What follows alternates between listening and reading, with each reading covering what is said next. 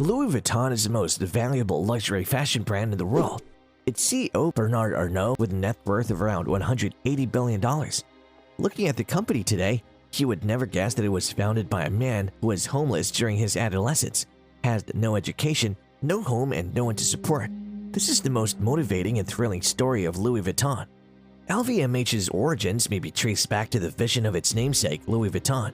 In 1837, when Louis Vuitton was only 16 years old, whose father was a farmer and his mother died when he was 10, he began an apprenticeship with trunk maker Monsieur Maréchal in Paris, France. Vuitton, who was born in Angers, ran away because of his stepmother and also struggled in a forest when he was traveling 450 miles to the European megacity to pursue his ambition of being a trunk maker, and his arrival is something that is tremendously motivating. When consumers still had their trunks built to order, Vuitton's skill got him noticed at the Parisian atelier. Vuitton founded his workshop at 4 Rue Neuve des Capucines, close to the Place Vendôme in Paris in 1854, after honing his abilities for 17 years in Monsieur Maréchal's atelier. Just a year prior, Vuitton had been selected by Eugénie de Montijo, Empress of the French, as her official trunk maker and packer, so the timing couldn't have been better for him. Asnières-sur-Seine is a commune in the city of Paris where Vuitton established his business in 1859. The Asnières-sur-Seine workshop is at the heart of anything that Louis Vuitton has ever produced. It is now a prominent symbol of the company's history. 20 people were working for the label when it first opened.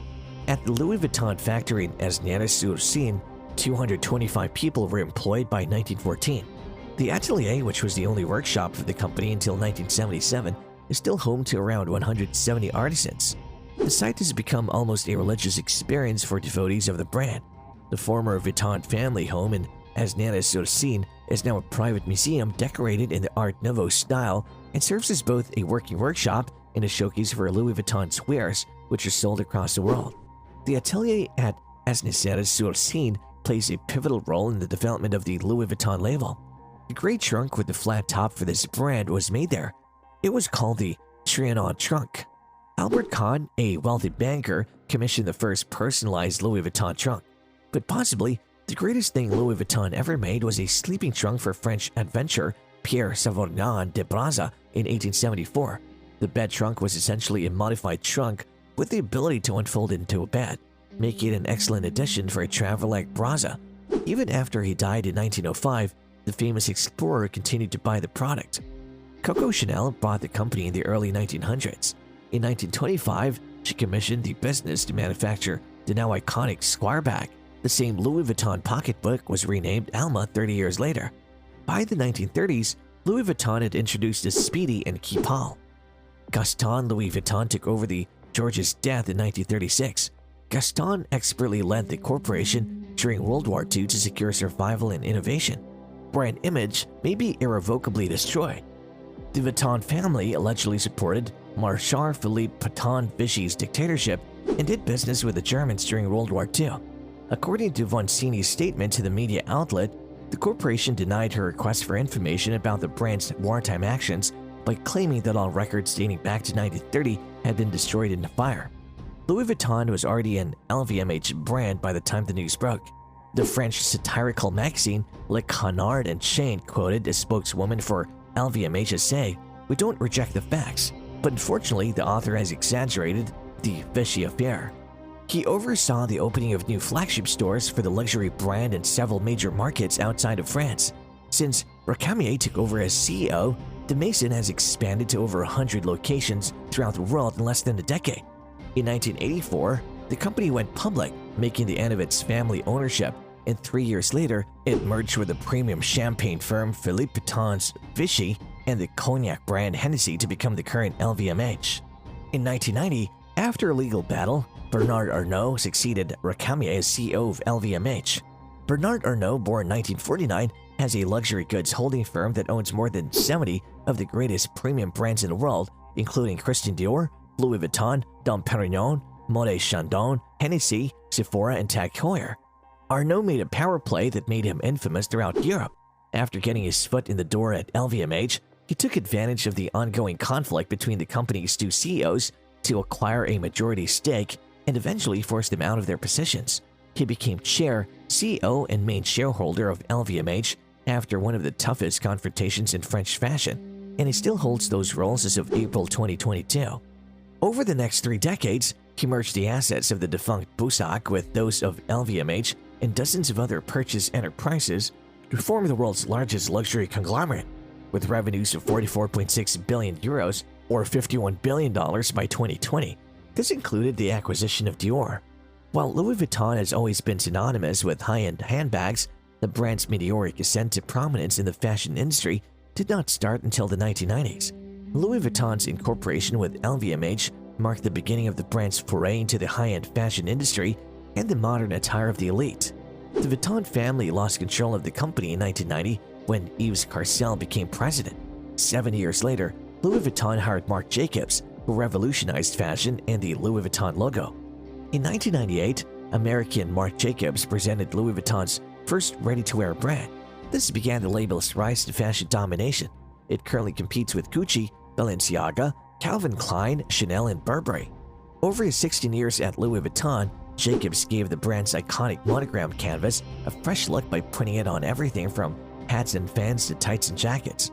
Since many of the designs could be purchased at Louis Vuitton boutiques, the label was able to attract a wider range of well-heeled customers eager to flaunt their taste in Louis Vuitton apparel. The unconventional fashion designer's boundless imagination was also crucial to the label's partnerships with some of the world's most acclaimed modern artists. This was a watershed moment for the artist's aesthetics and a new direction for Louis Vuitton's signature bags. In 2001, 3 years before the American artist's untimely death from cancer, he worked on a notable project with Stephen Sprouse. Graffiti Speedy, the product in question, is widely regarded as a watershed moment in the history of Louis Vuitton handbags. Sprouse, as the name suggests, superimposed spray-painted graffiti versions of the phrases LV, Speedy, and Louis Vuitton over a Speedy bag. This unconventional design stood in stark contrast to the classic look of the standard LV monogram. The collaboration was so well received by Louis Vuitton's legion of devoted followers that designer Marc Jacobs has since recycled Sprouse's signature graffiti aesthetic on many occasions. In 2009, as part of a memorial to Sprouse, designer Marc Jacobs used a rose designed by the artist on Louis Vuitton handbags. Jacobs has also worked with other well-known authors such as Takashi Murakami.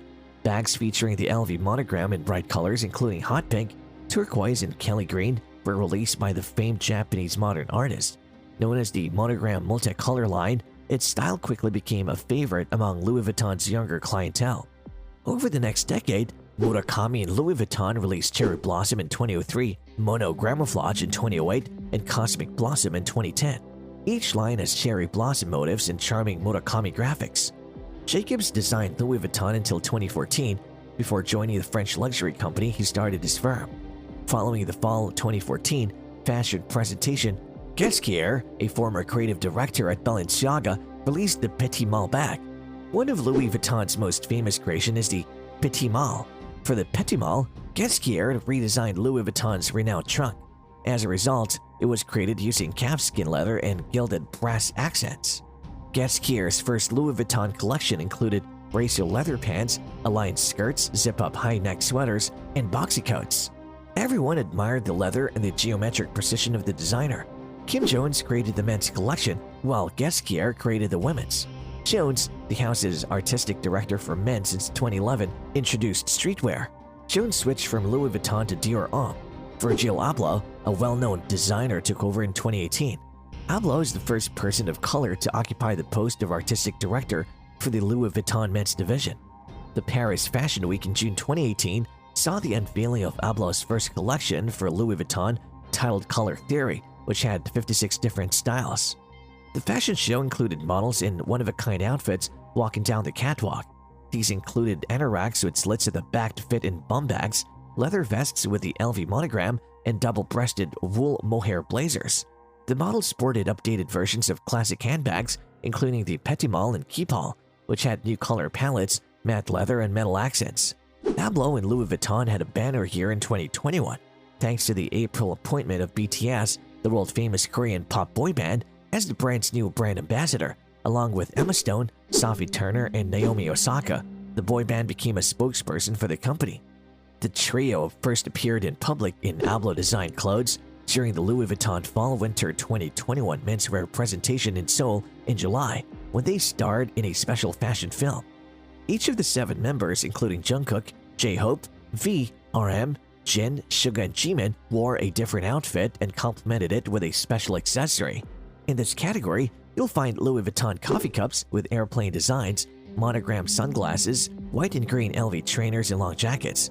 LVMH and Hublot agreed outside of the fashion industry, in which LVMH acquired a controlling interest in Off-White. Unfortunately, Hublot's brief tenure with Louis Vuitton was cut short when he passed away in November of 2021. In April 2022, Hublot collaborated with Milanese tattoo artist Gusto Leon on Louis Vuitton's final collection.